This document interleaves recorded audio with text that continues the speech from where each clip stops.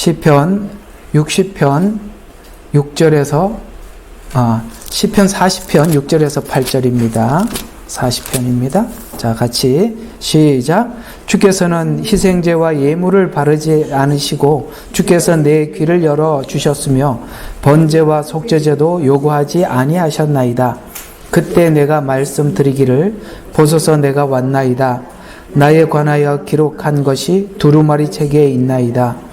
오 나의 하나님이여, 내가 주의 뜻 행하기를 기뻐하오니 정녕 주의 법이 나의 마음속에 있나이다라고 하였나이다. 아멘. 40편이 이제 우리가 지나가면서 읽으면 그냥 이런 시구나 이렇게 생각하겠지만, 여기 있는 한 절 한 절, 한 단락 한 단락을 여러분들이 깊이 음미할 수 있는 수준이라면 다윗이 보낸 시간들, 그리고 믿음의 선진들이 보냈던 수많은 어떤 뭔가를 하나님께서 계시를 받기까지 우리가 겪어야 할 과정들을 겪어본 사람들은 여기 있는 한마디 한마디, 한 단어, 그 다음에 한 문장이 얼마나 깊이를 담고 전하고 있는지 알겠지만, 아마 이 40편 안에는 크게 두 부류로 나눠질 겁니다. 이 과정을 지나본 사람들은 그냥 한 시편 40편 늘 다른 시편처럼 그런 이야기에 불과할 것이다 라고 생각을 할 것이고, 겪어본 사람들은 여기 있는 한마디 한마디가 아주 깊은 어떤 의미를 전달하고 있음을 알게 되겠죠. 자, 우리 이제 저번 주에 하나님께서 우리를 향한 생각도 많고, 그 다음에 그게 하나님께서 우리를 향한 생각들이 너무너무 많아서 이게 셀 수 없습니다, 이렇게 말씀을 하셨죠. 근데 지금 시편 기자는 실제 이렇게 말을 하고 있지만, 우리가 일상을 살아가는 일상, 그러니까 이 일상을 이야기하는 거예요.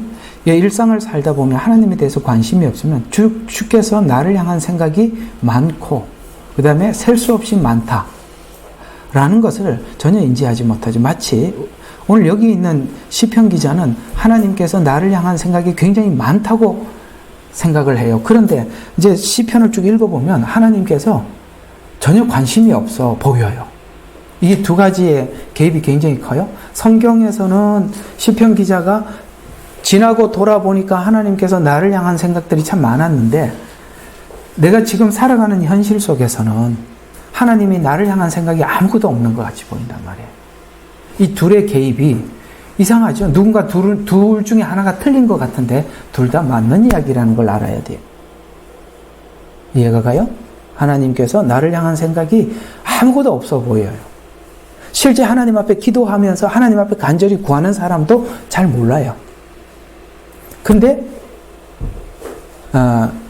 실제 오늘 시편 기자는 하나님께서 매일매일 순간순간 내 삶에 개입하고 계시고 하나님께서 나를 향한 많은 생각을 가지고 있다, 이렇게 이야기를 하고 있거든요. 이 사이에 우리가 어떤 대가를 지불해서 계시가 열리는 거거든요. 그러니까 계시라는 것이 우리가 자꾸 이렇게 생각을 해요. 계시가 하나님 어느 날 갑자기 눈을 활짝 열어주어서 하나님의 하는 말씀이 다 귀에 들어온다, 그게 계시다. 여러분 그렇게 생각하시면 오해입니다. 아시겠어요? 이 계시가 열리는 어떤 과정 속에 우리가 겪어야 될 것들이 있다, 이 말입니다. 그게 뭐냐면, 우리는 하나님 믿음을 가지고 나가는데, 처음에는 우리가 하나님 잘 믿고 가다가 어떤 시간들이 우리가 있었죠?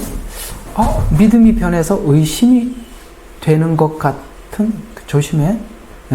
믿음이 변해서 의심이 되는 것 같은 시간을 보낸 적이 있거든요. 근데 믿음을 가지고 가고 있었는데 웬 의심이라는 게 밀려 들어오는데 이게 거부할 수가 없어요. 막아낼 수가 없어요. 근데 막 밀려 들어오거든요. 하나님 처음부터 믿음을 주셨으면 끝까지 믿음을 쭉 가게 하지, 왜 의심이라는 것이 밀려 들어올까? 이렇게 밀려 들어오는 게 정상이에요, 비정상이에요? 이거 좀 어때? 정상이에요, 비정상이에요? 비정상이라고 하면 희한한 성도입니다. 근데 이렇게 비정상이라고 생각하는 사람들에게 설교를 할 수가 없어요. 아니 왜 의심이 들어? 그건 뭔 소리야? 이런 생각이 들어요. 그러면 아브라함 얘기해 볼까요? 믿음의 조상, 가장 선구자였던 아브라함이 처음부터 믿음을 가지고 출발을 했고 끝까지 믿음을 가지고 하나님 앞에 이삭을 드렸나요? 그럼 그 과정에 아무 일도 없었나요? 의심이 있었던 거죠. 그렇죠? 그래서 자기 아내도 바로에게 뺏기기도 하고, 그렇죠? 또 하갈을 취해서 이스마엘을 출생하기도 하고, 하나님과 씨름하고 의심하고, 이런 일들이 대부분 사실 일상이었습니다. 그런데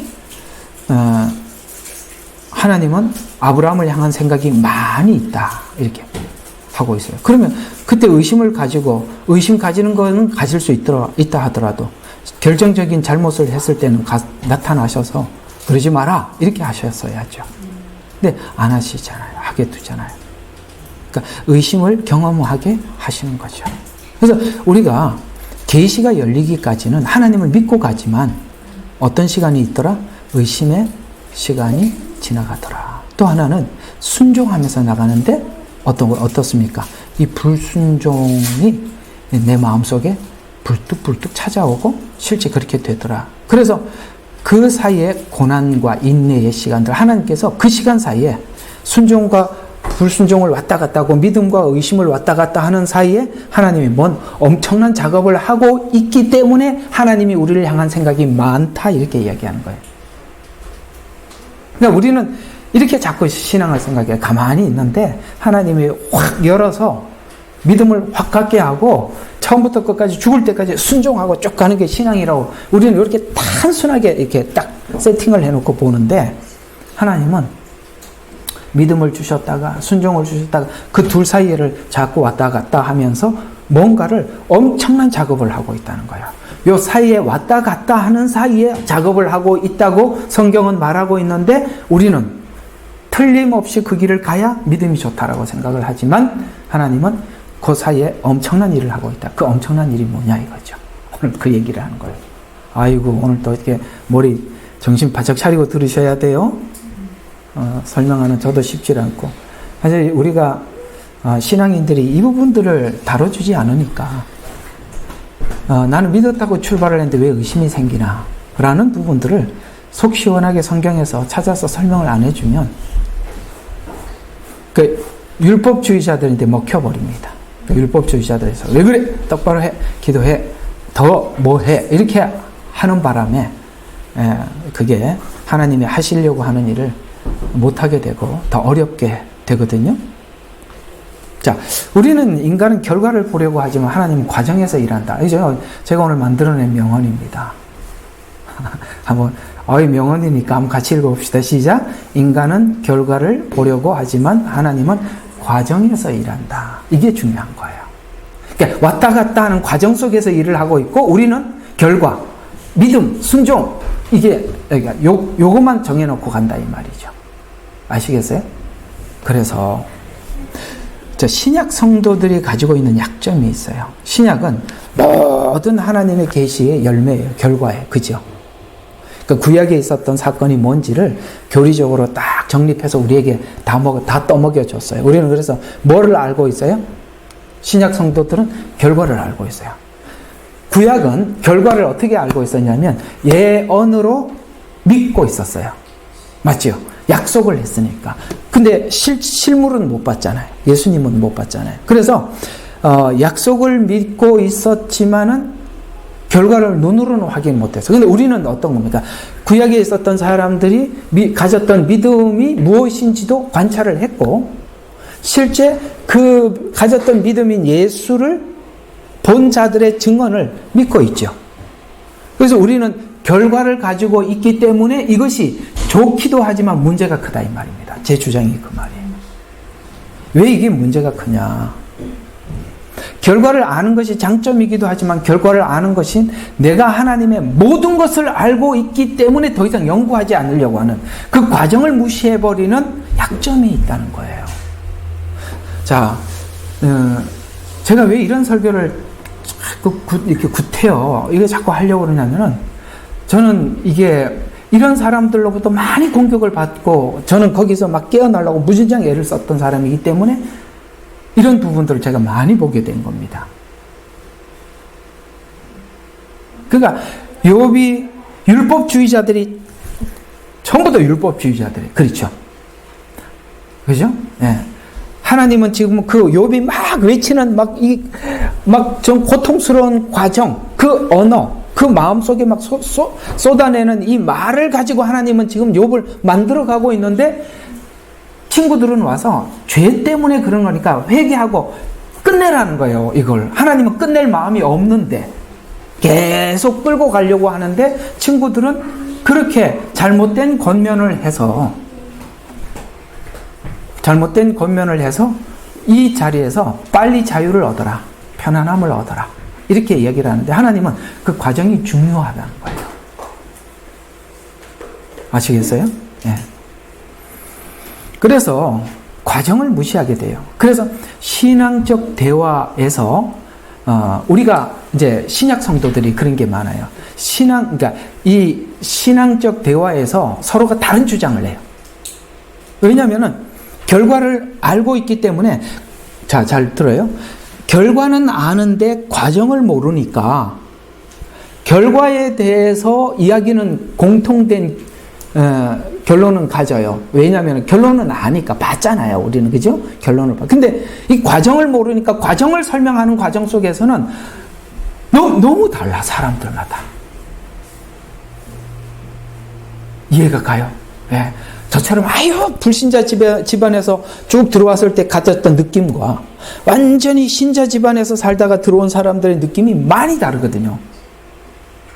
그러니까 이 과정에 하나님이 아까 저번 주에 우리를 향한 생각이 많다 이 말이에요. 그러니까 여러 가지 다양한 방법을 통해서 하나님이 데리고 와서 우리가 사실 자기가 온 길은 자기가 알잖아요. 우리 드라이브 차 운전하는 거 말고 우리가 주님 앞에 들어오는 과정 속에서 온 길은 자기가 가장 잘 아는 거죠. 그렇죠? 그래서 이 과정에 대한 이야기를 꺼내놓기 시작하면 서로가 다 다르다 이 말이에요. 왜? 결과는 아는데 과정을 모르니까. 그래서 저는 제가 만약에 하나님께서 얘야 너 구약적 교회를 하고 싶으냐 신약적 교회를 하고 싶으냐라고 한다면 저는 7대3으로 해주세요. 이렇게 하고 싶어요. 그 7은 뭐냐? 구약입니다.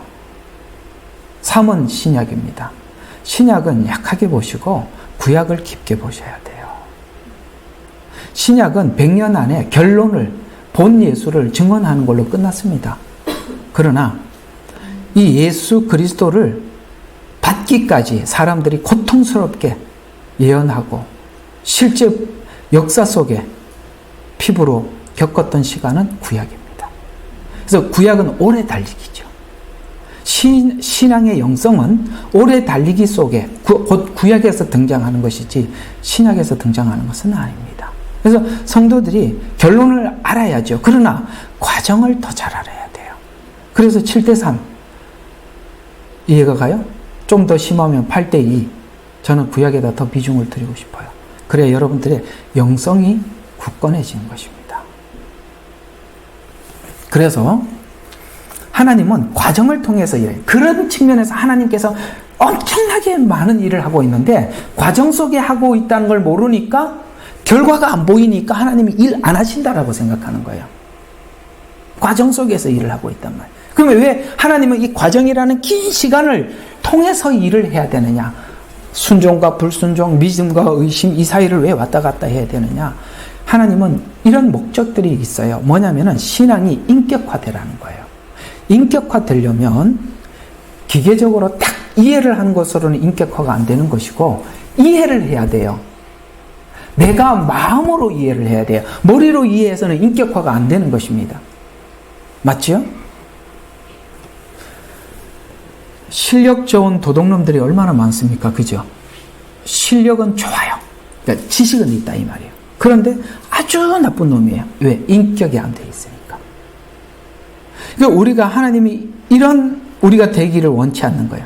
하나님을 악용하기를 원치 않는 겁니다. 그러니까 인격화가 되어야 하고 또 하나는 하나님과 관계적 신앙이 되어야 되기 때문에 이 관계라는 것은 내가 당신을 알고 당신이 나를 모르면 관계는 형성이 안 되는 거예요. 맞잖아요.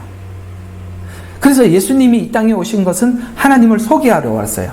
맞지요? 나를 본 자는 아버지를 보았고 이렇게 말씀을 하셨단 말이에요. 그러면 나를 본 자는 아버지를 보았다는 성육신 정도가 아니라 그분의 생애 속에 있는 숨 쉬는 것까지,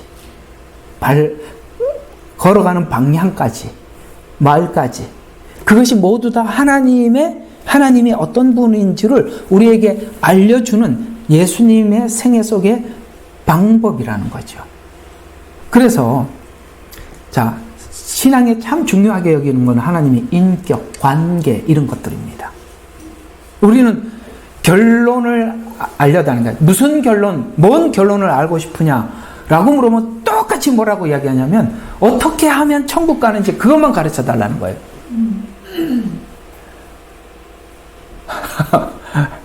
어때요? 제 말 틀렸어요? 어떻게 하면 천국 가는지 가르쳐 달라는 거예요. 그래서 성경에 오죽 답답하면 요한복음에서 너희가 영생이 있는 줄 알고 성경을 보느냐? 아니야. 성경은 나에 관한 이야기잖아. 이렇게 얘기를 하고 있잖아요. 그래서 하나님의 이런 걸 통해서 관계, 그 다음에 신앙의 인격화, 그 다음에 이웃과의 관계 개선. 아시겠습니까? 내 신앙이 되었을 때 이웃과의 어떻게 관계가 개선이 되는지 이런 부분들을 이웃과 관계가 좋아야 해. 신앙이 인격화돼야 된단다. 하나님과 관계를 갖는 신앙이 되어야 돼. 라는 이 결론만 아는 거예요. 근데 관계가 어떻게 맺어지는지, 인격이 어떻게 형성되는지를 모르는데, 그 아무리 강조한들 무슨 소용이 있겠어요? 설교가 그 과정을 설명을 해줄 수 있으면 성도들이 자기가 그 과정 속에 하나님이 지금 이걸 하려고 그걸 하고 있구나라고 받아들이고 자기 자신과의 싸움에서 엎치락 뒤치락 하더라도 씨름을 하듯이, 오늘 여기 야곱이 야복강에서 뭘 했다고? 씨름했다. 씨름이라는 게 뭐예요? 내가 상대방에게 쓸 수 있는 힘을 최대한 쓰고 상대방도 나한테 쓸 수 있는 힘을 최대한 써서, 그렇죠? 왜 씨름이라는 표현이 그 표현이에요. 그래서 야곱이 할 수 있는 걸 다 해보는 거예요. 그러나 뭡니까? 상대방도. 근데 야곱이 보통이 아니에요. 야곱을 이길 수 없어. 네가 그래서 축복하지 않으면 놓아줘. 그게 왜 씨름했는지 알 수 있죠. 축복을 받으려고. 하나님의 보장을 받지 못하면 내일은 없으니까. 그 상황이잖아요. 그러니까 완전히 코너에 몰아놓고 여기 오늘 밤 지나서 축복을 받고 하나님의 약속을 받으면 사는 거고, 안 받으면 죽는 거니까 놔줄 수가 없는 거예요. 그러니까 여기까지 몰아놓고 하나님이 그렇게 하신다. 근데 여기까지 그냥 몰려온 게 아니라 하나님이 몰고 왔다라고 성경은 이야기하고 있는 거예요. 괜히 그냥 몰려왔겠어요. 그러니까 그걸 한꺼번에 베델에서 누워 자고 외삼촌 집에 가다가 돌아선 게 아니라 어떻게 했어요? 가서 다 겪고 와서 그 코너에 몰린 거 아니에요? 그러면 보세요. 언제부터 일하신 거예요? 이미 하나님은 그 일을 쭉 해와서 이 코너까지 몰고 간 겁니다. 그렇죠? 예. 야곱이 이제 나중에 알았죠. 내 힘을 다 해서 형도 속이고 축복도 받아내고 그 다음에 삼촌 속여서 재산도 얻고 다 했어요. 자기가 할 수 있는 기량을 다 했다고. 마지막 형이 온다는 소식을 듣고 반을 나누고 자기가 할 수 있는 건 다 한 거예요. 그러니까 온 기량을 다해서 씨름을 한 거죠. 근데 야곱이 뭘 알게 됐냐면 이건 하나님 앞에 약속을 받거나 하나님 앞에 보장을 받지 않으면 이건 내 머리는 이제 한계가 왔구나. 더 이상 수를 쓸 수가 없구나. 이걸 배우게 된 거죠. 그래서 축복하지 않으면, 그래서 죽자 사자 씨름한 겁니다. 그걸 야곱에게만 하겠어요.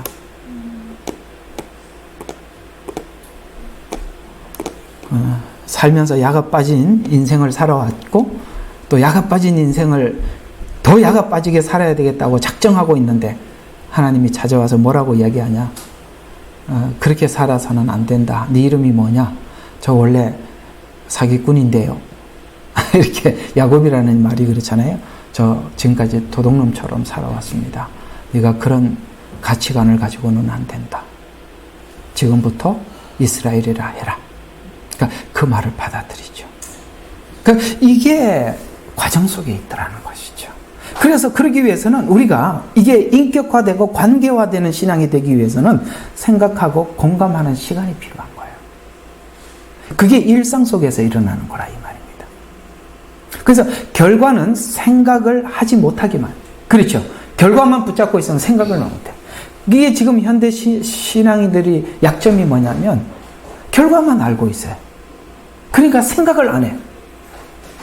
결과도 잘못 가르쳐줘갖고. 당신 예수님 믿으면 생명책이 이름이 생명책에, 이거 말을 왔다 갔다 하네.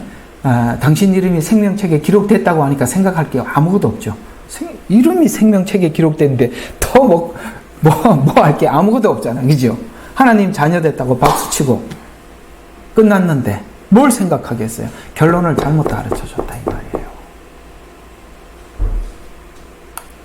그래서 결과는 생각을 하지 못하게 과정에서 내가 소화해야 할 일이 많기 때문에 이 과정이 저와 여러분이 오늘 하루 산 삶이고 매일매일 접해야 될 시간들이라는 것이죠.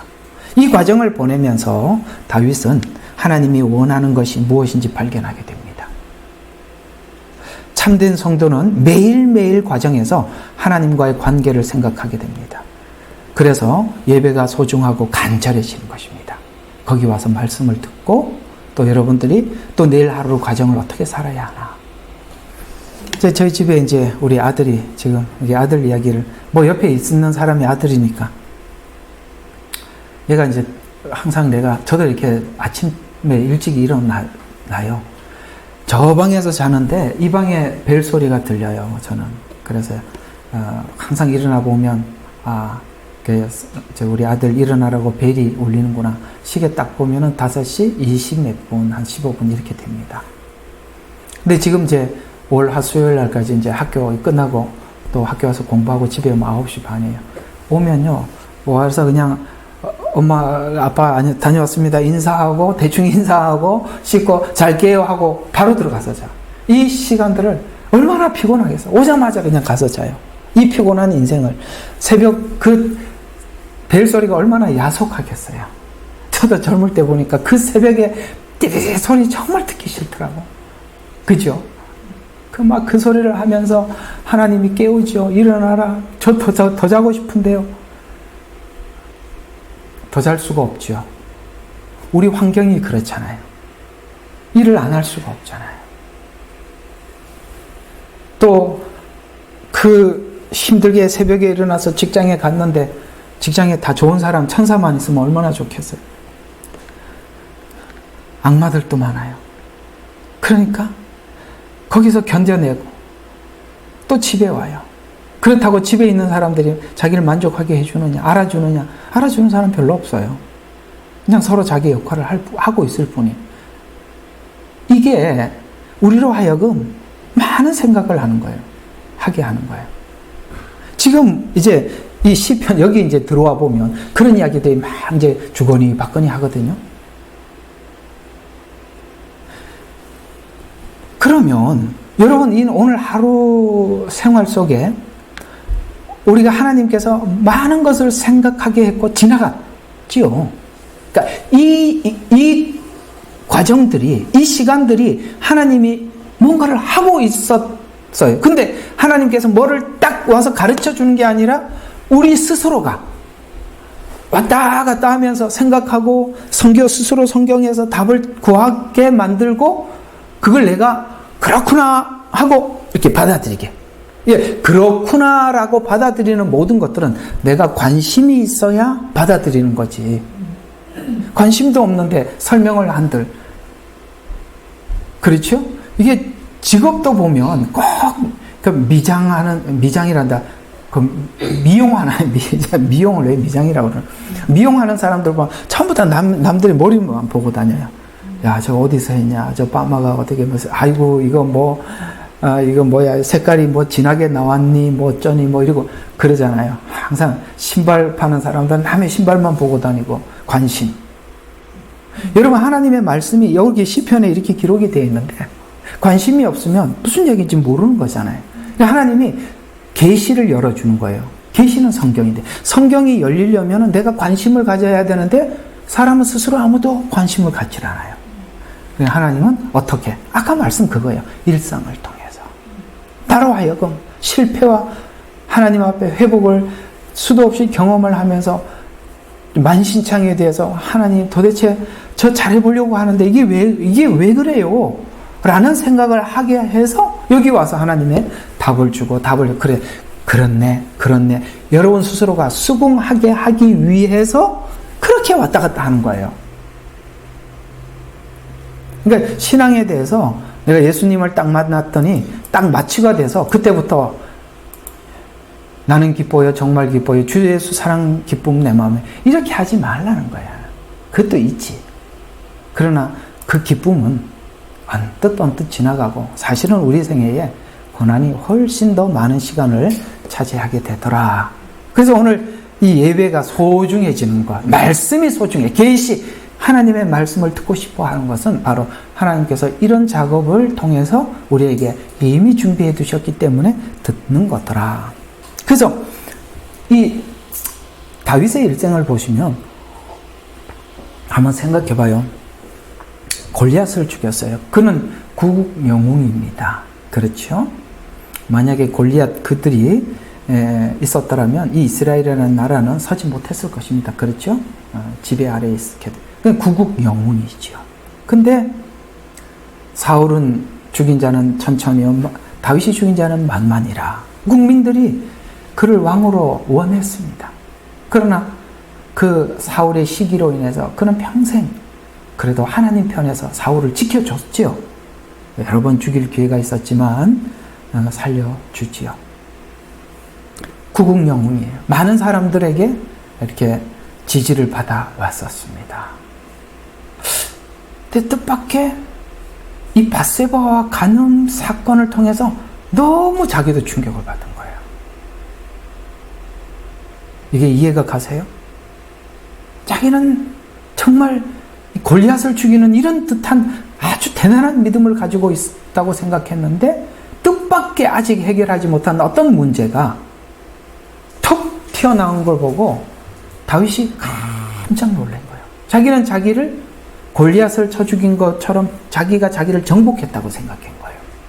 근데 전혀 자기 마음을 다스리지 못하는 자기를 보게 됐지요. 하나님, 그렇네요.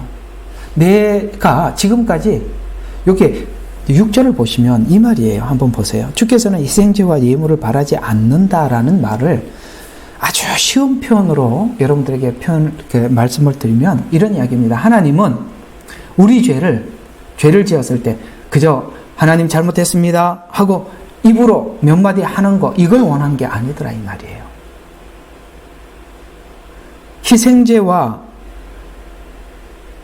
희생제와 예물을 바란다는 것은 죄를 지었고 그냥 겉만 긁어서, 아시겠어요? 아이고 시원하네요 이렇게 하지 말라는 거예요. 진짜 하나님이 원하는 것은 상한 심령.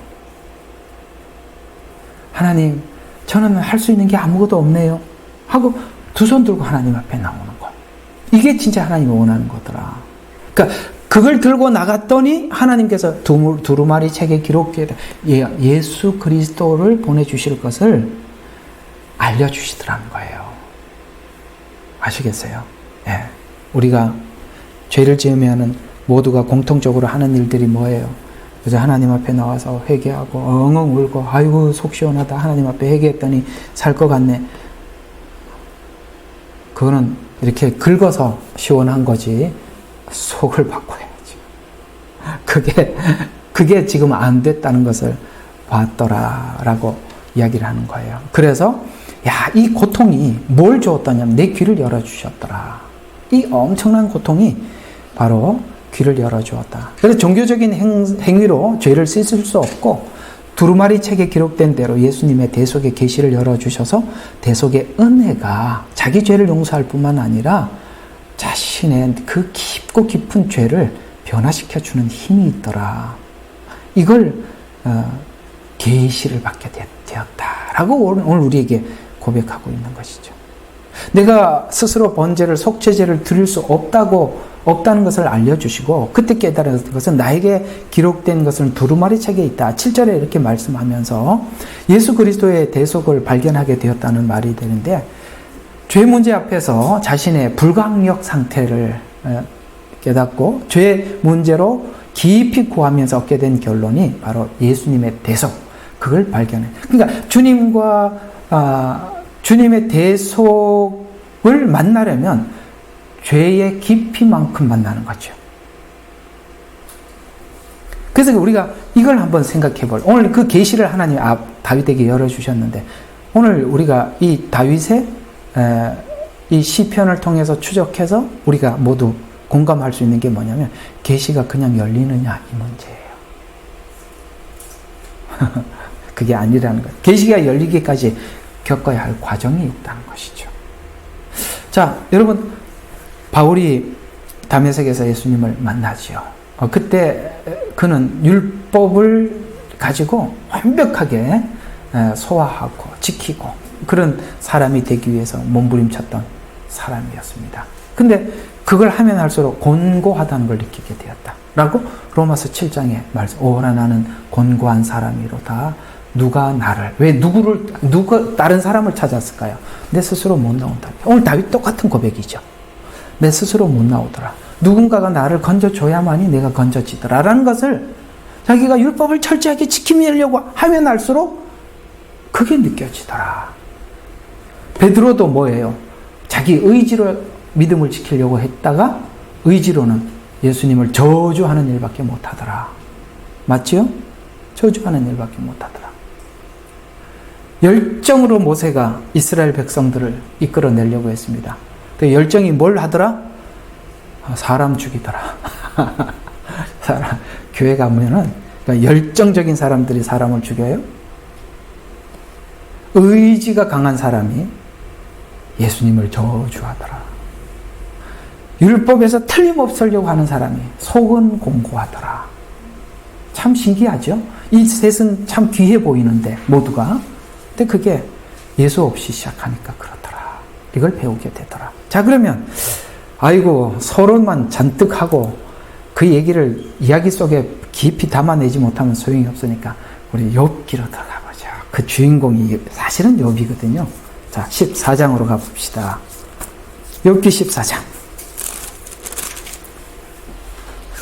욥기에는 참 이런 자료들이 굉장히 많아요. 자, 그는 고통을 당하고 고난을 당하면서 욥기 14장 1절과 6절에 와서 인간의 인생에 대해서 생각하게 됩니다. 아까 말씀했죠. 생각하게 하고 고난은 생각하게 한다고. 그래서 첫 번째 생각하게만 하는 게 뭐냐? 인간의 인생입니다. 자, 여기 14장 1절 보면 1절에서 6절이 이렇게 얘기합니다. 여자에게 태어난 사람은 날수가 적고 고통이 가득 찼도다. 그는 꽃같이 나와서 잘라버리고 또 그는 또한 그림자처럼 사라지고 머물지 아니하도다. 주께서 그런 자에게 주의 눈을 여시고, 이게 계시죠? 맞죠? 그런 자에게 눈을 여시고 나와 더불어 심판으로 데려오라니까. 지금 엄청난 인생에 대한 깊은 고뇌에 빠졌어요. 그러니까 뭐가 열리더라? 하나님을 찾게 되더라. 그 계시가 열리더라. 그래서 누가 더러운 것 가운데서 깨끗한 것을 가져올 수 있겠느냐? 아무도 없나이다. 그들의 날들은 정해져 있고 인생의 한계, 그걸 이야기하는 거야. 인생의 날들은 정해져. 우리는 언젠간 죽을 거다. 그 달수도 주와 함께 있으므로 주께서 그의 한계를 정하시어 지나치지 못하게 하셨나이다. 여기서 이제 죽음의 한계도 있지만 하나님께서 우리를 성숙하게 하기 위해서 더 이상 어떤 악의 세력들이 침범할 수 없는 한계도 하나님 정해놨다. 이 말도 여기 들어가 있어요. 한계. 오케이? 하나님, 우리가 다 하나님이 원하는 자리까지 만들기 전에는 안 데리고 가는 거예요. 한계를 정해놨다 이 말이에요. 못하게 하나이다. 6절, 그에게 돌이켜서 그가 품꾼같이 자신의 날을 마칠 때, 이게 무슨 말이냐면 인생이 품꾼 것 같아요. 이게 무슨 말이냐면 여러분, 출근을 하면 퇴근 시간만 생각해요. 맞나? 여러분 아닌갑다. 저는 그랬어요. 그러니까 출근을 하면 아이고 점심시간이니까 이제 조금만 일단은 반은 넘어갔다 이렇게 생각하고 그죠? 사장이 아닌 사람들을 얘기하는 거예요. 품꾼이란 말이에요. 이게 품꾼. 그러니까 직원들은 시계만 보죠.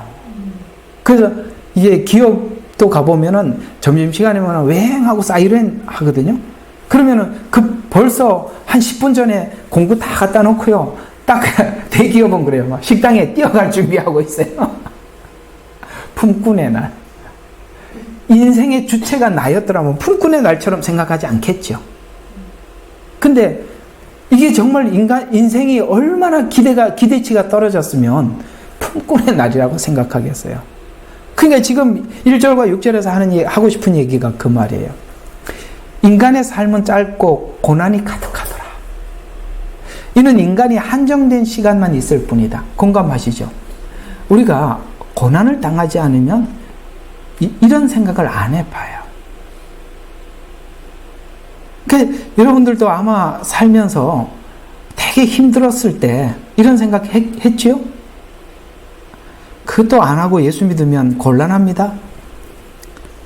자, 인간의 삶의 불확실성. 그렇죠. 지금 욥이 고난을 겪으면서 삶이 참 불확실하다. 이걸 느끼는 거예요. 욥은 인간이 꽃처럼 피었다 치고 그림자처럼 사라지는 존재로 덧없고 변덕스러운 인생이라고 지금 생각하고 있어요. 전도서에서 하는 말을 그대로 하고 있죠. 하나님의 주권과 인간의 한계. 욥은 하나님께서 인간의 삶을 주시고 그 한계를 정하셨다고 인정하고, 하나님은 인간의 삶의 날짜를 정해놓고 그 경계를 넘을 수 없게 하심을 인지한 거예요. 아까 말씀드린 거죠. 하나님은 언제 데리고 가실지 우리는 몰라도 하나님은 정해놨어요. 근데 그 정해놓은 시간에 하나님이 우리에게 할 일이 있더라는 거예요. 그러니까 그걸 다 하기 전에는 안 데리고 가는데, 그걸 만약에 넘어버리면 우리가 죽어버리니까. 여러분, 욥기에서 하나님께서 욥에게 딱 설정해 놓은 게 있었죠. 뭐라고요? 다 해라. 근데 죽음만은 안 돼. 이렇게 딱 못을 박았죠. 사탄 보고. 생명은 데려갈 수 없어. 그건 내가 주관하는 거야. 내가 원하는 욥이 만들어질 때까지는 내가 그 생명은 붙들고 있는다. 아이고. 하나님이 우리를 뭔가를 만들 작정하고 한계를 정해놓고 시작한대요. 어쩌면 좋겠어요. 우리 모두 다 비상 걸렸습니다. 우리 모두 다 비상 걸렸는데 어쩌면 좋은데? 좋대요. 그래서 우리가 이런 실존 신앙이라고 그러죠. 우리가 가지고 있는 건 실존 신앙이에요. 근데 이 실존 신앙이 어디서 해결이 되냐면 역사적 신앙에서 이게 무슨 뜻이냐면, 내가 지금 가지고 있는 신앙은 실존, 나에게 직접 와닿는 신앙. 근데 이게 도대체 뭡니까? 라고 묻는 게 역사 신앙이에요. 이게 성경이에요. 그러니까 내가 지금 닥친 문제를 어디서 풀어내느냐면 성경을 보면서 풀어내는 거거든요. 그러니까 이게 없으면, 나는 그래서 욥기 같은 게 대단한 거예요. 그때는 성경도 없고 아무것도 없었잖아요. 하나님이 다루셔서 그 길로 가는. 그래서 욥은 참 대단한 사람이에요. 그래서 하여튼 하나님이 정해놨다는 거 다 기억하셔야 돼요. 나 누구를 이렇게 만들고 말 거야 하고 딱 정해. 아브라함이 이런 사람 만들어 놓을 거예요. 그래서 하나님이 셋을 만들어 놨어요. 하나는 아브라함, 이삭, 야곱 이렇게 만들어 놓고, 하나님이 뒷짐지고 다니면서 항상 우리 보고 하는 말이, 나 아브라함이 하나님이야? 그러다 또 한 번 이삭이 하나님이야? 또 이쪽으로 가서 야곱이 하나님이야? 이렇게 세 마디를 하시는데, 그 속에 다 담아놨다 이렇게 얘기를 하는 거죠. 그 속에 다 담아놨다. 그래서 우리가 아까 역사신학이라고 그랬죠? 아브라함 되기까지 하나님이 안 놔주시죠. 이삭이 돼. 야곱이 야곱 되기까지 안 놔주시죠. 그래서 멋지게 바뀐 걸 보고 생애 마감을 하십니다. 성화예죠. 성화. 자, 그래서 또 이게 1절과 6절에서는 인간에 대한 하나님의 관심과 관여. 욥은 하나님께서 인간에게 시선을 돌리고 그를 시험함으로써 그의 존재에 깊은 관심을 가지고 계심을 알게 됩니다. 하나님이 우리 인생에 참 깊은 관심을 가지고 있구나. 그러나 이 고난의 시간이 자기에게 휴식을 주기 원함이라는 것을 알게 됩니다. 고난이 나중에 자유를 준다. 안식을 준다. 아들이라도 고난을 배워서 고난을 통해서 온전하게 되었다. 근데 그 온전함이 안식이라고 나와요. 히브리서에. 자유. 자유는 이런 과정을 통해서 하나님을 깊이 알 때, 하나님을 알면 알수록 자유를 얻어요. 하나님 밖에 밖으로 돌면 돌수록 우리는 뭔가에 묶여버리게 되고, 하나님 안으로 들어오면 들어올수록 자유가 있다는 걸 배우게 돼요. 그걸 얘기하고 있죠. 그래서 이처럼 엄청난 고난이 죽음을 생각하게 하더라는 거예요. 고난이 뭘 생각하더라? 죽음을 생각해야 된다는 거예요. 예수 믿으면서 하나님 빨리 안 데리고 가나 이런 생각을 해본 적이 있다. 왜? 인생이 그걸 하나님이 지금 우리 아무 생각 없는 뇌를 작동시키는 거예요. 인생을 생각하게 하고 그 인생의 끝인 죽음을 생각하게 한다 이 말이에요. 죽음을 생각 안 해보고 부활을 어떻게 이해합니까? 그래서 우리가 이렇게 생각해야 돼요. 자꾸 우리가 이런 생각들을 많이 하고 있어요. 율법주의적 신앙이 그런 생각을 하는데, 하나님이 우리를 창조했어요. 그리고 우리를 십자가에서 구원해놨어요. 율법주의자들은 신앙을 어떻게 이해를 하고 있냐면, 하나님이 다 했으니까 이제 네 책임이야. 다 똑바로 해. 잘하나 못하나 보자. 하나님이 이렇게 째려보고 있는 거야. 이런 게 아니라 이 말이에요. 이런 게 아니라고. 에? 가만히 보세요. 정말 하나님에 대해서 모르는 사람들이 야, 그 다음에 다 네 책임이야. 안 믿어? 지옥 가. 믿어? 천국 가. 이게 신앙의 전부라면 우리 맨날 아침부터 잠들 때까지 전 예수님 믿습니다. 천국 데리고 와 주세요. 저 예수 믿습니다. 천국 이 얘기만 하면 되잖아요. 혹 죄 지은 거 있으면 용서해 주세요. 오늘 이것도 잘못한 거 같고 저것도 잘못한 거 같은데, 잘못한 게 전부 다 목록을 다 모르니까 나중에 끝에 가서는 뭐라고 기도하죠? 내가 알고 지은 죄 모르고 지었지. 뭐 이렇게 막 넘어가는 거죠. 뭐가 잘못했는지는 모르겠지만 하여튼 우리 어릴 때 부모님 앞에 가서 혼날 때 너 뭐 잘못했는지 말해봐라 그러면 생각이 안 나요. 뭐가 죄인지 뭐가 잘한 건지 이해가 안 가니까 그냥 이렇게 얘기합니다. 다 잘못했다고. 그 다가 뭐냐고 물어요. 하여튼 잘못했다고. 하나님 그러지 말자는 겁니다. 그러자고 예수님 십자가에 죽은 건 아니다 이 말입니다. 그래서 아까 인생을 생각하니까 인생의 끝을 생각하게 되고 인생의 죽음을 생각하게 돼. 그게 7절부터 10절입니다. 자, 7절부터 봅시다. 나무에는 소망이 있나니 베일지라도 이제 뭔가를 이게 자연 속에 있는 자연의 이거 보고 뭐라 그러더라? 순환.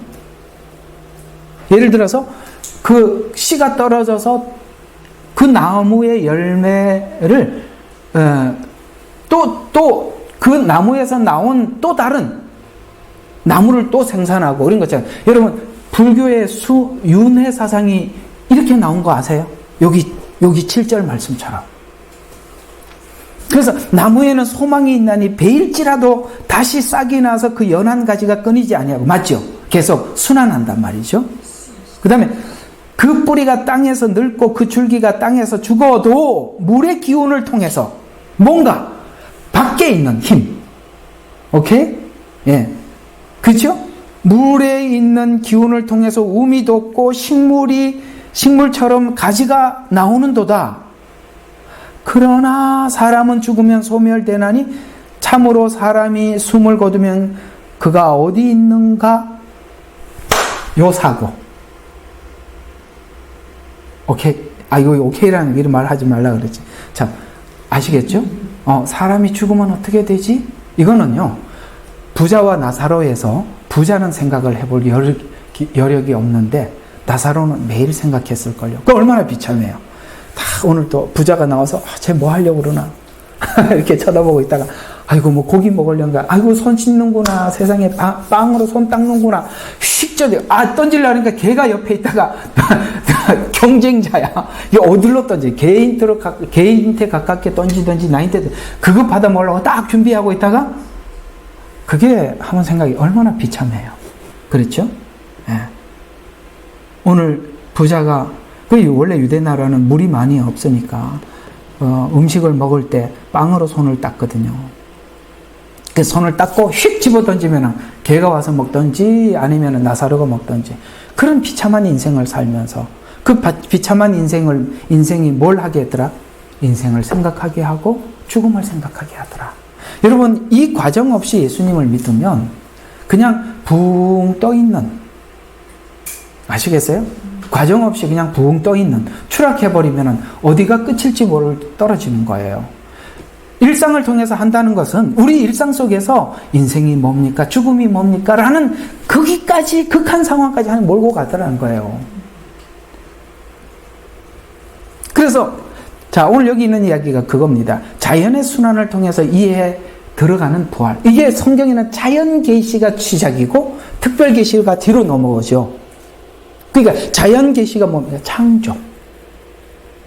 부터 시작해서 인간 창조는 뭘까? 하나님께서 인간을 창조한 목적이 뭘까? 하고 들어가서 보면 이게 이제 이런 것들이 보여지더라는 거예요. 그래서 죽음이 끝일까? 나무 보니까 계속 순환하네. 그러니까 이렇게 해서 서서히 어느 쪽으로 접근을 해들어가는 죽음 뒤에 부활을 접근해. 요게 욥기가 신비로운 게 그 부분이에요. 욥인 성경이 없었는데도 부활로 하나님이 접근해 들어가게 만들대. 엄청난 고난이 그걸 구하게 되더라고요. 그러니까 여러분들 한번 생각해봐요. 예수 왜 믿게 됐어요? 엄청나게 힘들었죠. 그래서 주님하고 왔죠. 그래서 온 거예요. 그래서 주님하고 와봤더니 여기 설교를 하면서 그렇구나. 그렇구나. 그래서 여러분들의 신앙이 인격화되는 거예요. 그 앞에서 하나님 그 앞에 있는 작업도 우리에게 너무나도 귀한 소중한 과정이었다고요. 또 인간의 삶의 종말과 희망의 부재. 이거 뭐냐면 욥이 인간이 죽으면 그 힘이 오늘 끝에 보니까 인간에 대해서는 힘이 소진되고 집을 떠나고 자신의 장소를 다시 알지 못한다고 언급합니다. 이는 인간의 삶이 한 번 끝나면 복귀할 수 없다는 절대적인 종말을 의미하죠. 그죠? 두 번의 기회가 없다. 나무는 씨앗이 돼갖고 또 그게 되지만 나 자신에게는 인간이 죽으면 완전히 끝이구나. 그래서 고난이 주는 죽음에 대한 접근이 부활을 이끌어내는 시작이 되더라. 부활은 죽음을 전제하는 거니까 죽음을 생각해서 넘어온 사람들이 부활을 믿는 것이죠. 그래서 죽음 이후의 인간의 종말을 성찰하게 하여 부활로 접근해 들어가게 하는 것입니다. 인간의 삶과 자연의 회복력 사이에 대비되는 건 욥이 나무와 인간의 삶을 대비해서 하나님의 인간의 창조의 목적과 위대성을 찾아가기 시작하더라. 그러더니 이제 우리는 드디어 창세기를 보게 됐죠. 창세기를 보니까 하나님이 만들어 놓고 좋았더라. 근데 궁창을 만들어 놓고 좋았다는 말이 없어요. 근데 인간을 만들어 놓고 심히 좋았더라. 와, 인간이 이렇게 위대한 건가? 이제 이렇게 접근해. 그러니까 창세기가 보인다 이 말이에요. 그래서 저 죽음에서 소생하는데 장애가 되는 것이 뭔가? 인간을 하나님께서 창조하고 모양과 형상대로 지음을 받았다면 하나님이 영원한 존재이고 인간을 진흙으로 빚으시고 호흡을 불어넣었다면 하나님의 영생이 우리에게 인간에게 있지 않은가? 이거 다 누구나 생각해 봤던 거잖아요. 여러분 생각해 봤죠 그거? 저도 예수 믿고 이거 많이 생각해 봤어요. 생기가 불어넣어졌다면 인간에도 영생이 있는 건데? 이런 생각이 오더란 거예요. 저도 왔죠. 여러분 안 온 사람들 지금 와야 돼요? 왔어요. 그래서 죽음 넘어 영생을 생각하게 되는데, 근데 욥이 이제 그걸 하면서 뭘 느끼게 되느냐? 13절부터 한번 보세요. 13절부터 17절까지. 오 주여, 주께서는 나를 음부에 감추시고, 뭔가를 더 깊이 알아가기 시작했죠? 감추시고 주의 진노가 지나갈 때까지 나를 숨기시며 나에게 때를 정하시고 나를 기억하소서. 사람이 죽으면 다시 살아나리까? 부활을 생각. 아까 죽음을 이야기하다 지금은 뭘 이야기하고 있어요?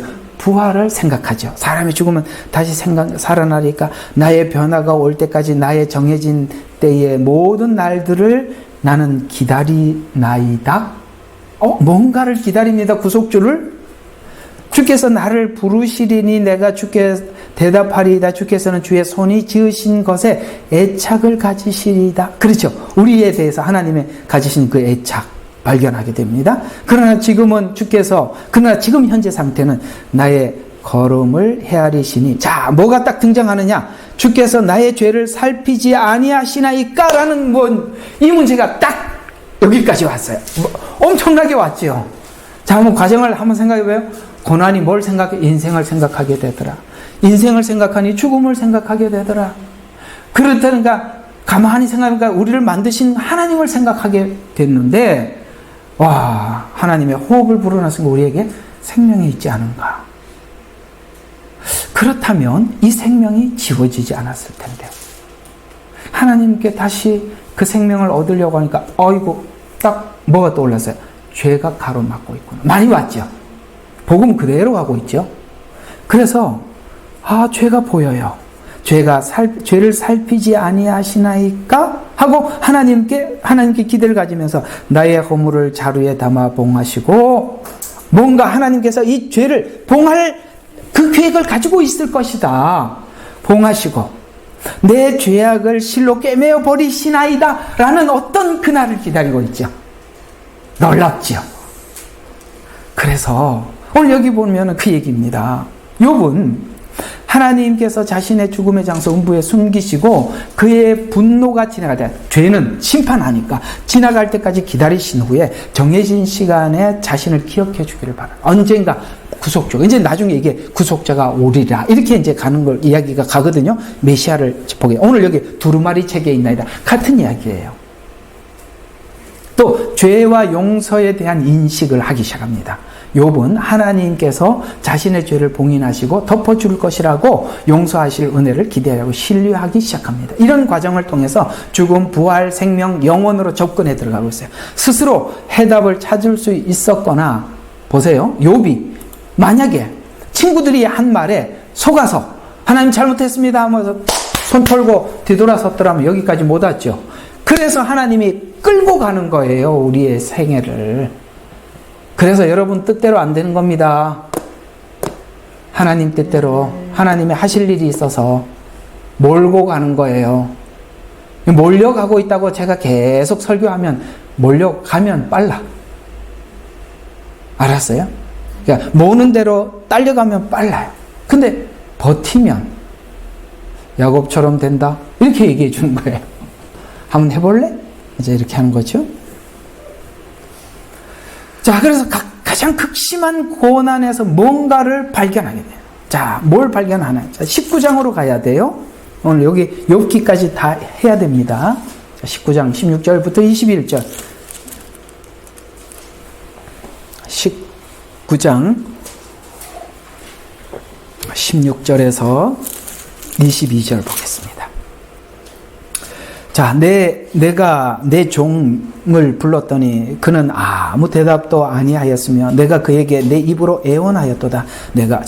종은 부르면 빨리 와야죠. 그죠? 근데 이제 종도 막 먹어요. 불렀더니 대답도 안 해. 17절에 내가 내 친자식들을 위하여 애원했대요. 친자식이니까. 그랬더니 뭐 하더라? 내 호흡이 내 아내에게 낯설도다. 욕하고 죽으라 그러고 갔단 말이에요. 지금 이 이야기가 남의 이야기예요. 여러분들의 현실이에요. 대답은 혼자 속으로 하세요. 자, 그래서 실로 어린아이들도 나를 멸시하고 내가 일어나서 그들이 나를 대적하여 말하도. 애들도 욥인데 대적해. 옛날에 사람들이 그렇게 존경받았던 욥이었어요. 그리고 나의 모든 가까운 친구들이 나를 싫어하면 친구들도 내가 사랑하는 자들이 내게서 돌아섰도다. 자, 뭐예요? 관계의 단절을 경험하는 것입니다. 여러분, 하나님께서 우리에게 주는 고난이라는 과정 안에 관계의 단절이 있어요, 없어요? 있어요. 그게 필연적입니다. 왜 이 관계의 단절이 필요하냐면 사람과 관계 속에서 관계가 계속 지속되면 사람에 대해서 계속 기대하기 때문에, 기대감 때문에 그런 겁니다. 그러니까 지금 종도 돌아서 친자식도 애를 애원했는데도 낯설고 애들도 멸시하고, 이게 지금 누구 하나도, 그죠? 친구들도 싫어하였으며 사랑하는 자들이 내게서 돌아섰대요. 이거 얼마나 큰 아픔이에요. 그래서 내 뼈가 내 가죽과 살이 붙었으며 나에게 겨우 이에 꺼풀 뿐이더라. 이 고통이 얼마나 심했는지 이제 상상해 가시죠? 그래서 이렇게 이야기합니다. 내 친구들아, 나를 불쌍히 여기라. 너희는 나를 불쌍히 여기라. 이는 하나님의 손이 나를 치셨습니다. 어찌하여 너희가 하나님처럼 나를 박해하느냐? 너희가 아직도 내 몸으로 만족하지 아니하느냐? 나 봐라, 불쌍하잖아. 좀 봐줘. 이렇게 이야기하고 있는 거예요. 이게 뭐지요? 이 과정 속에 있었던 고립이 뭐였는지를 잘 얘기해주고 있는 것입니다. 앞에는 이미 재산 다 잃었고, 그렇죠? 다 돌아섰어요. 근데 이 과정 속에 그래도 사람들이라도 내 옆에 있어주면 좋겠는데 그들도 다 돌아섰다. 이렇게 얘기를 하면서, 자, 간절한 호소에 거절을 당하고 욥은 자신의 목소리가 들리지 않는 것처럼 입을 열어 호소해도 아무런 반응이 없다고 말하죠.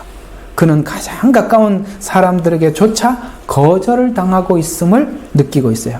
외로움과 고립은 욥은 자신의 형제들로부터 친구, 자신 전적으로 버림받고 가족까지 고립된 고통을 깊게 하죠. 또 아까 신체적 고통도 말했죠. 다 하고 다 이렇게 다 말랐다는 거죠. 욥은 자신의 뼈가, 자신의 피부가 살이 떨어져 나갔다고 정신적 고통까지, 대단하지요? 그래서 이 상황에서 하나님에 대한 뭐가 있습니까? 하나님 여기까지 몰고 간다는 거예요. 그래서 간절히 부르짖어요. 이 상황에서 하나님이 핍박하는 것으로 느끼고, 하나님 나를 치셨단 말이에요. 핍박하는 것으로 느끼고 영혼이 부서졌다고 말하면서 이 상황에서 하나님께 도움을 구합니다. 이게 바로 욥의 위대함입니다. 보통 하나님이 이걸 알고 욥에게 허락한 겁니다. 사람들은 이 상황에서 돌아서죠.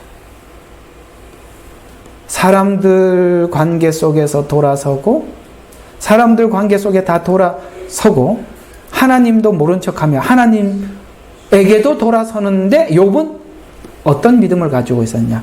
하나님은 그렇지 않다. 그래서 우리가 믿는 믿음은 딱 하나밖에 없다니까요. 여러분 뭘 믿죠? 여러분 예수 믿는다는 말이 무슨 말이에요? 이 질문이 중요한데요. 여러분 예수님 뭘 믿는 거예요? 하나님은 우리에게 증거 하나만 줬어요. 하나님이 세상을 이처럼 사랑하사 독생자를 주셨어요. 그게 하나님이 우리에게 보여줄 수 있는 걸 다 준 겁니다. 딱 그거 하나로 하나님은 우리가 당하고 있는 모든 고통은 그거 하나로 다 안을 수 있는 것입니다. 하나님이 우리를 얼마나 사랑하시는지, 죄인 되었을 때 다 구원해 놓으시고, 예수님 십자가 다 지시고 부활 승천해 놓고 마지막에 와서 우리에게 알려줘서 믿었어요. 우리가 한 게 없다고요. 우리는 예수님에 대해서 뭘 믿느냐 하면은 그분이 나를 사랑하시고 그분이 나를 위해서 뭘 했는지, 여기에 대해서 이걸 믿기에 누군가가 다 돌아서도 우리는 마지막까지 그분을 붙잡을 수 있는 믿음이 있다는 거예요. 욥이 그게 있었던 거예요. 욥의 믿음과 인내는 이겁니다. 야고보서에서 말하는 것은 참았다 이 말이 아니라 그걸 믿었다 이 말이에요. 하나님의 사랑하심.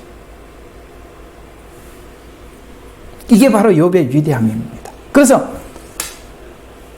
고난을 통해 찾아간 것이 죄의 문제, 죽음의 문제, 부활의 문제. 자, 아까 처음 질문했던 거 다시 넘어가서 계시를 그냥 받느냐? 아니더라는 거죠. 그래서 오늘 욥기 이제 19장 23절과 27절 이제 거의 다 왔어요. 자, 23절에서 27절. 자, 이렇게 이야기합니다. 오, 내 말들이 지금 기록되었더라면, 오, 내 말들이 책에 쓰여졌더라면, 내 말들이 철필과 납으로 바위에 영원히 새겨진다면, 내가 지금 당하고 있는 이 고통을 이렇게 새겨서 후대에 이게 좀 남길 수 있다면, 이런 얘기입니다. 이는, 자, 보세요. 지금 엄청난 계시를 받고 있어요. 내가 지금 이렇게 쭉 죽음을 생각하고 뭘 하고 하다 보니까, 와, 뭔가 하나 번뜩 하는 계시를 주시는데, 무슨 계시를 주냐? 나의 구속자가 살아계신다. 아멘. 와, 사실은 이 욥기에서 가장 위대한 말이에요. 그러니까 이 고난을 통해서, 야, 내 구속자가 살아계신다. 우리가 구약 표현을 하면 여호와 하나님, 여호와가 계신다 이 말이에요. 살아계시고 역사하시는 하나님. 그다음에 훗날 그가 땅에 서셔 초림을 지금 바라보고 있어요. 내가 알미라. 내 피부에 벌레들이 내 몸을 멸하여도, 죽음을 이야기하는 거죠. 죽음을 이제 받아들입니다. 멸하여도 내가 내 몸을 입고 내가 내 몸을 입고 하나님을, 우리의 부활을 믿는 거죠. 이게 바로 욥기의 멋입니다. 이게 최고입니다. 여기까지 오기까지 욥은 엄청난 대가를 치렀었던 거예요. 하나님, 여러분, 이게 말씀이라는 것이 그냥 들리는 게 아니라니까요. 여러분과 제가 이런 값을 지불을 하고 하나님께서 이 과정을 거쳐서 성경을 열어 사람들이 추상적이고 막연하게 이해하고 있는 죽음을 내 마음속 뼛속 깊이, 마음속 깊이 받아들이게 되고, 그 이후에 있을 부활, 그것이 우리 힘으로, 욥이 지금 자기 힘으로 헤어나올 수 없었어요. 그래서 나를 위해서 하나님은 살아계신다면 그분은 언젠가 구속자를 보내주시고, 내가 죽고 난 이후에도 내가 다시 이 육체를 입고 하나님 앞에 서리라. 부활신앙 아닙니까? 아브라함도 그 부활신앙이 같죠. 아브라함이 이삭을 드리라고 할 때 히브리서에서는 아브라함이 이삭을 드릴 수 있었던 믿음을 이렇게 표현하고 있습니다. 그는 죽은 자 가운데서 도로받은 것이라, 이렇게 표현하고 있어요. 죽은 자 가운데서 도로받은 것이다. 이게 부활신앙이에요. 그러니까 결국은 하나님께서 부활이라는 말을 교회에서 그냥 아무 생각 없는 사람들에게 아무 생각 없이 외워서, 부활 그러면 이런 거예요. 부활이라는 건 죽은 자가 산 거예요. 저도 그럴 거예요. 이 막연하게 처음에는 그렇게 가르쳐 줬을지라도 하나님이 진짜 죽음이 뭔지 삶을 통해서 지지 밟아서, 이게 얘가 이제 알겠냐, 이게 죽음이야. 그리고 하나님 그 다음에 부활을 가르쳐 주시더라. 그래서 예수 믿고 난 뒤에 보니까 왜 이렇게 예수 믿는데 힘든가? 그래서 힘들대요. 그러니 그냥 답만 알고 있는, 답만 딱 외우고 있는 그런 신앙이 되는 게 아니라 이 과정을 통해서, 어때요? 욥이 지금 1장에서 1, 2, 3장에서 갑자기 42장 간 거 아니죠? 그렇죠? 이런 과정, 이 과정에서 일을 하시더라. 그래서 여기 이야기가 영원한 소망, 그 다음에 살아계신 구속자에 대한 확신, 죽음 이후의 소망, 개인적 만남에 대한 갈망, 욥은 자신의 눈으로 하나님을 볼 것이다. 이렇게 구약. 그래서 이게 이제 이렇게 정리가 되는 겁니다. 구약은 이와 같은 고난의 시간과 연결이 됩니다. 신약은 오늘 구속자가 설 것이다 라는 약속을 눈으로 보는 시간이 신약이에요. 맞지요? 그래서 구약이 뭘로 끝납니까? 신나는 믿음으로, 아브라함의 믿음으로 시작했다가 하나님 우리 주님을 사랑하고 있는데요. 그랬더니 하나님이 언제 나 사랑했냐? 뭐 이렇게 끝나는 거예요. 네. 근데 그렇죠. 이스라엘 백성들은 하나님을 사랑한 적이 없습니다. 하나님이 우리를 사랑하셔서 신약이 펼쳐지는 것입니다. 구약과 신약에 그걸 알겠어요. 그러면 신약 시대에 살았던 사도들이 예수님의 초림과 십자가 구속을 보고 얼마나 좋았고 행복했겠어요. 그럼 우리는 덜 행복해야 되나? 우리는 더 행복해야 해. 왜? 마지막 종말을 살고 있잖아. 맞죠? 우리는 마지막 종말을 살고 있습니다. 오메가를 보기 직전이고 나중을 보기 직전이고 주님의 재림을 오르면 우리가 살아생전에 볼 수 있는 시대에 살고 있습니다. 그러니까 우중충하게 살지 말라는 거예요. 고난은 당하는 거예요. 그 고난을 당하면 기죽어 갖고 맨날 내 인생은 뭐야? 내가 지금 한 게 뭐가 있어? 그만 좀 하시라요. 벌떡 일어서서 오늘 욥처럼 일어나야지요. 이는 나의 구속자가 살아계시고 훗날 그가 땅에 서실 것임이라. 내 피부에 벌레들이 내 몸을 멸하여도 내가 내 몸을 입고 하나님을 보리라. 내가 친히 그를 보리니 내가 비록 콩팥이 내 안에서 소멸된다 해도 다른 사람이 아닌 내 눈으로 보리라. 너희는 문제의 뿌리가 있는 것을 아는데 어찌하여 우리가 그들을 박해하느냐고 말해야 하리라. 너희는 칼을 무서워할지니라. 진노가 칼의 형벌을 가져오나니 이는 너의 심판이 있는 줄 알게 하리라. 둘은 나누어집니다. 욥과 다른 사람들이 나누어지죠. 그는 살아서 주님을 볼 것이지만 누구는 심판. 딱 성경이 말하는 심판의 부활로. 그죠? 생명의 부활로. 욥이 가장 오래된 성경인데도 하나님은 욥에게 하나도 빠지지 않고 다 계시하셨어요. 그런 것처럼 성경을 우리가 가지고 있는데 욥보다 더 많이 계시가 돼야죠. 우리가 아시겠죠? 자, 오늘은 여기까지 하겠습니다. 자, 우리 같이 들은 말씀 기억하면서 함께 기도하겠습니다. 우리 같이 한번 기도할까요? 사랑이 많으시고 자비로우신 아버지 하나님, 오늘도 저희들에게 이 시편 말씀을 통해서 너무나도 값지고 귀한 은혜를 주시니